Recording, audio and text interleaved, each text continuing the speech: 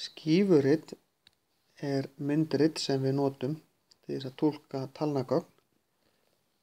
Þetta er stundum kallað kökurit líka. En þá skiptum við skífunni eða kökunni upp eftir prósentum. Það er að segja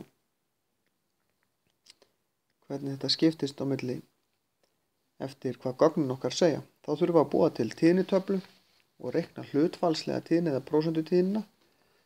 Og svo teiknum við, og fyrir hverja prósentu þá er 1% er jafnt og 3,6 gráður í hringnum.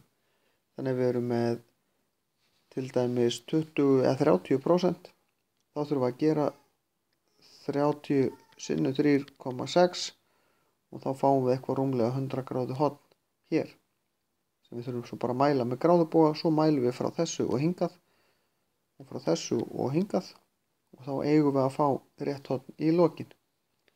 Svona skífurit er eingöngu notað þegar við ætlum að birta eða sýna gögn í prósentutölum.